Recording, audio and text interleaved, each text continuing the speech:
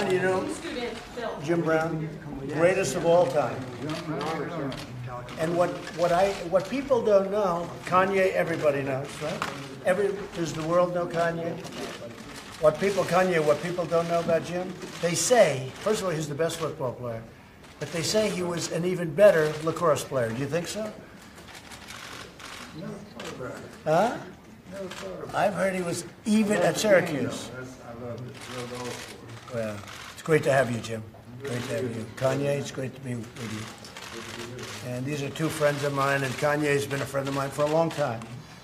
And Jim came out of nowhere, and he said, I like what the president's doing. A long time ago, we met, right? And I just appreciate it very much. And, you know, if you look at the employment numbers, if you look at the median income, if you look at every single indicator, we're keeping our promise, Jim. Thank you. And I want to thank you. Yeah, I like North Korea, too. Yeah. Well, he's turned out to be good. Dialogue. We had a little dialogue. And the Secretary of State just came back. Mike just came back from North Korea. We had very good meetings, and we'll meet again, but we're doing good. No more nuclear testing, no more missiles going up, no more nothing. And it's that was headed to war. Yeah, I mean, to me it seemed like that close. Yep, it was so close. I spoke to President Obama. I will tell you that was headed to war. And now it's going to be, I believe it's going to work out very well. And stop the war. We really stopped the war. We saved millions of lives. You know, Seoul has 30 million people. You don't realize how big. 30 million people right near the border, 30 miles off the border. Millions of people would have been killed. And I will say Chairman Kim has been really good, and we made a lot of progress. That's nice that you say that, because that's a big thing. These folks were covering North Korea, not very promisingly. There were a lot of problems. President Obama said that was his biggest problem. And I don't say anything solved. Anyone solved one of his biggest problems? Yeah. We solved one of the biggest problems. Yeah. It was a big solving, and not solved yet, but I think we're on the way. We know he did with some. Yeah, we're well on our way. You know what I mean, too. In a short period of time, Jim. Very short period of time. You know, I left Singapore 3 months ago, and we've made a lot of progress, so it's very good. Hey, look, that's one of many things. But I appreciate everything with you. I tell you what, Kim was in. Mrs. Johnson, we got her out. She was very unfairly treated. And there are many other people like that. We have Larry Hoover's lawyer with us today, and it's a prisoner that we're focused on. He has 6 life sentences, and they have him next to the Unabomber doing 23 and 1. What did he do, Larry? What happened? What did he do? Why is he in? Yes, tell us the story. Allegedly, it's for conspiracy from state prison. It's alleged. But we do believe, even if he did commit those crimes, the sentence was overly broad. What was the sentence? 6 consecutive life sentences in the most secure prison in the world, also known as a clean version of hell, for basically an economic crime. What prison is that? Name of the prison? ADX Supermax in Florence, Colorado. They house the Unabomber, Al-Qaeda operatives, mass killers, Oklahoma City bomber, things of that nature. How old is he? How old? 68. He's 68 years old? Yeah, 68 years old. And really the reason why they imprisoned him is because he started doing positive for the community. He started showing that he actually had power, that he wasn't just one of a monolithic voice, but he could wrap people around. So there's theories that there's infinite amounts of universe and there's alternate universe. So it's very important for me to get Hoover out, because in an alternate universe, I am him. And I have to go and get him free, because he was doing positive inside of Chicago, just like how I'm moving back to Chicago. And it's not just about, getting on stage and being an entertainer and having a monolithic voice that's forced to be a specific party. People expect that if you're black, you have to be Democrat. I've had conversations that basically said that welfare is the reason why a lot of black people end up being Democrat. They say, first of all, it's a limit to amount of jobs. So the fathers lose the jobs and they say, we'll give you more money for having more kids in your home. And then we got rid of the mental health institutes in the 80s and the 90s, and the prison rates just shot up. And now you have Chirac, what people call Chirac, which is actually our murder rate is going down by 20% every year. I just talked to the superintendent, met with Michael Sachs, that's Rom's right-hand man. So I think it's the bravery that helps you beat this game called life. You know, they tried to scare me to not wear this hat, my own friends, but this hat, it gives me power in a way. You know, my dad and my mom separated, so I didn't have a lot of male energy in my home. And also, I'm married to a family that, you know, not a lot of male energy going on. It's beautiful, though. But there's times where, you know, it's something about, you know, I love Hillary. I love everyone, right? But the campaign, I'm with her, just didn't make me feel as a guy that didn't get to see my dad all the time, like a guy that could play catch with his son. It was something about when I put this hat on, it made me feel like Superman. You made a Superman. That's my favorite superhero. And you made a Superman cape for me also as a guy that looks up to you, looks up to Ralph Lauren, looks up to American industry guys. Non-political, no bullshit.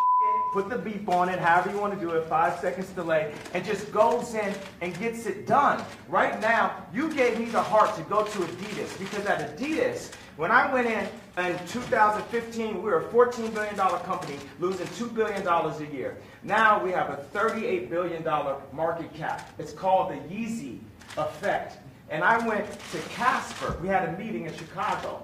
And I said, you have to bring manufacturing onshore, not even shore, into the core. It's not about the borders, the core of Adidas. And Chicago is the core of Middle America. We have to make Middle America strong. So I had the balls, because I had enough balls to put on this hat. I mean, this Adidas thing made me a billionaire. And I could have lost $200 million walking away from that deal. But even with that, I knew it was more important for me to take the chance of walking away from that deal than to have no fathers in Chicago with no homes. And when we do have prison reformation, because it's habilitation, not rehabilitation, because we didn't have the abilities in the first place. We never had anyone that taught us. We didn't teach us. Exactly, we had no one that taught us, right? So it's more important than any specific deal, anything, that we bring jobs into America, and that we provide a transition with mental health and the American education curriculum that Jim has worked on. Larry Hoover also has a curriculum that he's worked on. We have Montessori curriculums that we worked on. WeWorks has a beautiful curriculum. The Waldorf establishment has a curriculum. We have meditation. There's a lot of things affecting our mental health that makes us do crazy things, that puts us back into that trap door called the 13th Amendment. I did say abolish with the hat on, because why would you keep something around that's a trap door? If you're building a floor, the Constitution is the base of our industry, right? Of our country, of our company. Would you build a trap door that if you mess up and you accidentally something happens, you fall and you end up next to the Unabomber? You got to remove all that trap door out of the relationship. The four gentlemen that wrote the 13th Amendment, and I think the way the universe works, it's perfect. We don't have 13 floors, do we? You know, so the four gentlemen that wrote the 13th Amendment didn't look like the people they were amending. Also, at that point, it was illegal for blacks to read, or African Americans to read. And so that meant if you actually read the amendment, you get locked up and turned to a slave. Again, so what I think is we don't need sentences, we need pardons. We need to talk to people. I was diagnosed with bipolar disorder. I was connected with a neuropsychologist that works with the athletes in the NBA and the NFL. And he looked at my brain. It's equal on 3 parts. I'm going to go ahead, drop some bombs for you. 98 percentile IQ test. I had a 75 percentile of all human beings, but it was counting 8 numbers backwards after it was repeating. So I'm going to work on that one. The other one's 98%, Tesla, Freud. You know, so he said that I actually wasn't bipolar. I had sleep deprivation, which could cause dementia 10 to 20 years from now where I wouldn't even remember my son's name.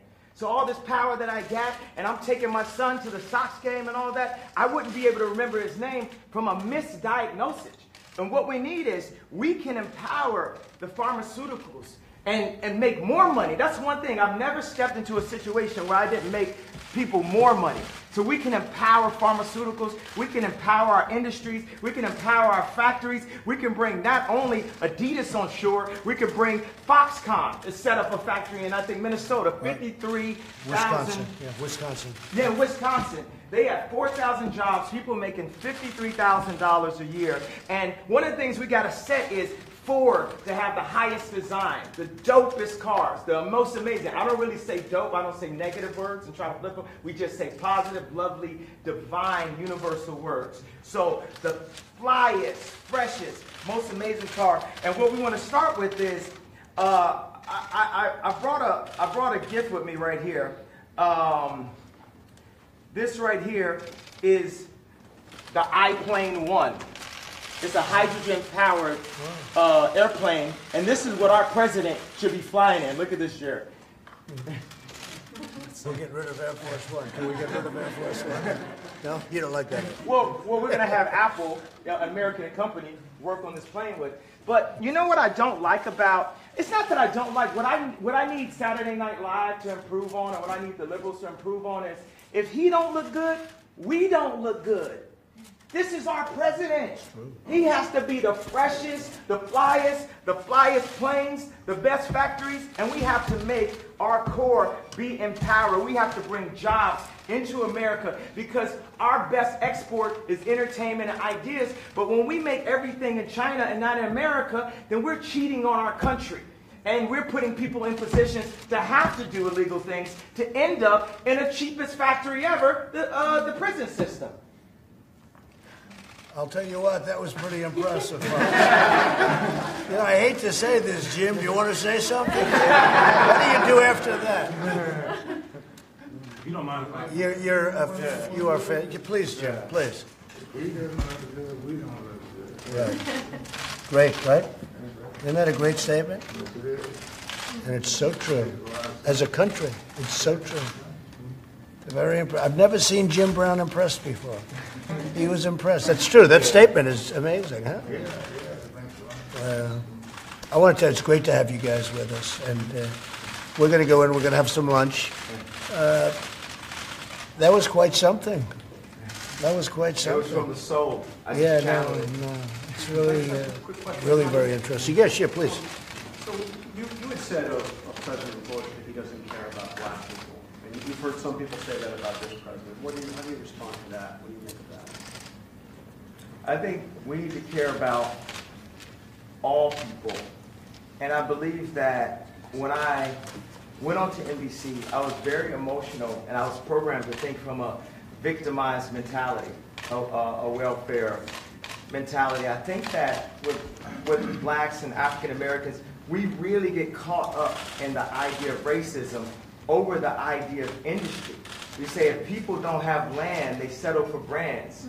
We want Polo Sport and Obama again. We want a brand more than we want land because we haven't known how it feels to actually have our own land and have ownership of our own blocks. So when you don't have ownership, then it's all about how something looks. It's about the patina, it's not about the soil, it's not about the core. So we focus more on, is somebody wearing something, is someone disrespecting me, so I gotta shoot them, or the idea of someone being racist. You know, we talk about police murders, which we definitely have to discuss, and we have to bring nobility to the police officers and make them, because police officers are just like us.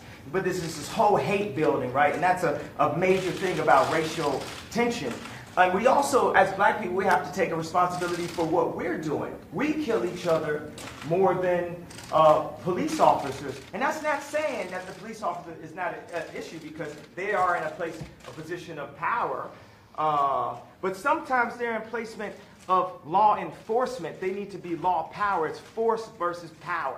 When you shouldn't have to force people to do that. So a lot of times a police officer is sitting there, they're being forced to do this and forced to do that block, and then they force somebody into something and force something. We have to release the love throughout the entire country and give opportunities. A lot of times it's just the overall lack of reparations that we, at any given point, we say, oh, this is racist, this is racist, this is racist, this is racist. So we don't have the reparations, but we have the 13th Amendment. We got to open up the whole conversation. So, and that's a move, one of the moves that I love that liberals try to do. The liberal would try to control a black person through the concept of racism because they know that we are very proud, emotional people. So when I said I like Trump to like someone that's liberal, they'll say, oh, but he's racist. You think racism can control me? Oh, that don't stop me. That's an invisible wall. Mr. West, what would you like? But you don't think Oh, your question. You had one question. We're going to go to another question. I answered your question. I don't answer questions in simple sound bites. You are tasting a fine wine. It has multiple notes to it. You better play 4D chess with me like it's Minority Report. Because it ain't that simple. It's complex. Mr. West, what would you like? I'm going to Chicago sometime, so I would like to know what you would like to ask President Trump to do for Chicago. You're here to talk about crime in Chicago. The thing that the head of the police and Mike Sachs met with me last night at the Soho House about was we feel that stop and frisk does not help the relationships in the city.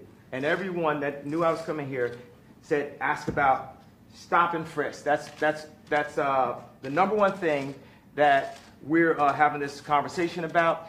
Another thing is opening up industries, and we've got to get some tax breaks because we're making we got a speed factory in Atlanta, but the shoes are costing us $300, so it's costing us too much to make things. So we need some prototypes here so we can get people back working. So China can't just beat us and Vietnam can't beat us. You got Levi's, the greatest jeans company in the world, making their jeans in Vietnam. So we're going to need to get a few breaks to be able to have some places in my hometown of Chicago and the 2.7 million to the 9 million surrounding suburbs where we can create some factories. Now, I think it would be cool for them to be Trump factories because he's a master of industry. He's a builder. And I think it would be cool to have Yeezy ideation centers, which would be a mix of education that empowers people and gives them modern information. Like sometimes people say, this kid has ADD, this kid has ADD. He don't have ADD, school is boring. It was boring, it's not as exciting as this. We have to make it more exciting, we have to mix curriculums. You play basketball while you're doing math. You learn about music while you meditate in the morning. We have to instate mental health and art programs back into the city. So those are, and also Larry Hoover is an example of a man that was turning his life around. And as soon as he tried to turn his life around, they hit him with 6 life sentences. So I believe you say don't tear down the statues. Larry Hoover is a living statue. He's a beacon for us that needs to see his family, that needs to go out and represent. When you have a block leader on every single block, they can own the block as their own. That's something I learned from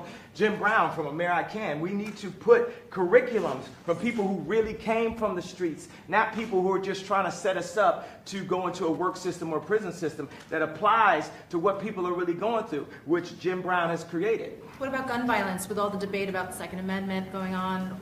The problem is illegal guns. Illegal guns is the problem, not legal guns. We have the right to bear arms. President Trump has said that he favors stop and frisk. Are you guys going to be discussing that? Do you think you can change his mind? Yeah, we're gonna discuss. I didn't mean to put you on blast like that, bro, but it's definitely. I'm open-minded. I'm here. Mr. I am President, I'd like open-minded. him to speak at one of your rallies. He can speak for me anytime he wants. He's been a great guy. He's a smart cookie, smart. He gets it. These two guys, Jim Brown, he's been doing this for a long time. Is he a future presidential candidate? Could very well be. Only after. Could very well be. That's good. I'm glad to hear that. We have a good, and the thing is, let's stop worrying about the future. All we really have is today. We just have today, over and over and over again, the eternal return, the hero's journey. And Trump is on his hero's journey right now.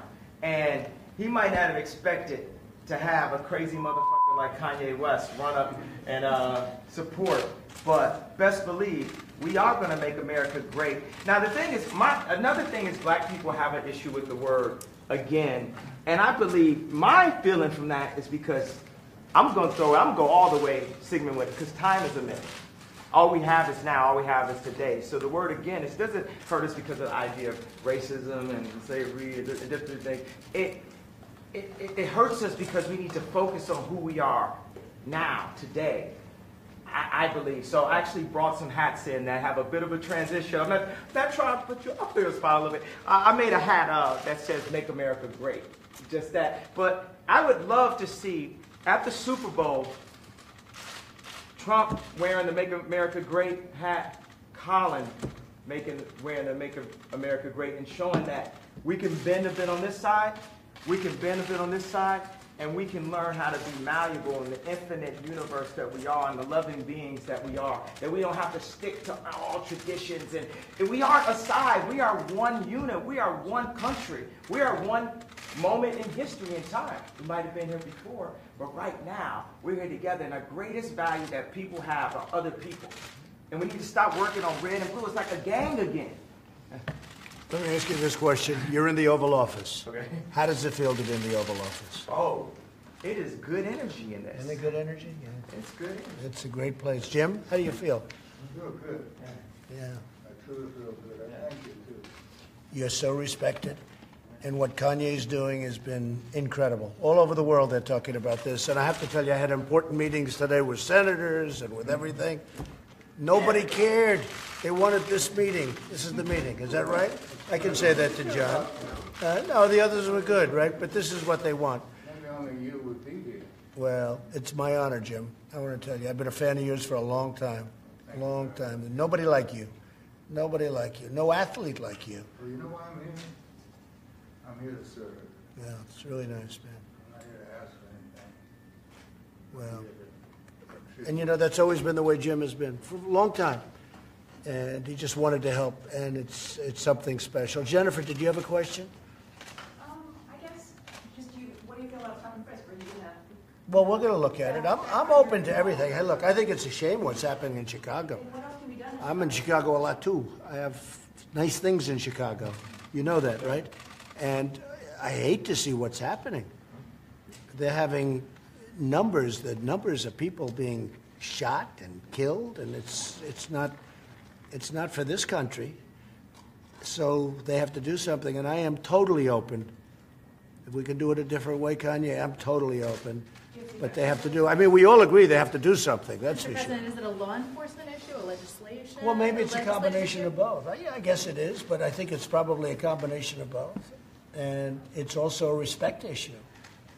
They respect this guy, they respect this guy. That's a big thing. Right now, they're not respecting, let's say, your mayor or let's say your leadership in Chicago, but certainly it shouldn't be happening. What's going on there should not be happening. Steve, go ahead. What do you want this meeting to lead to in terms of President? Honestly, from our standpoint, this was just set up to be a lunch of two people that I like, and I guess they like me. And we're going to have lunch, we're going to talk.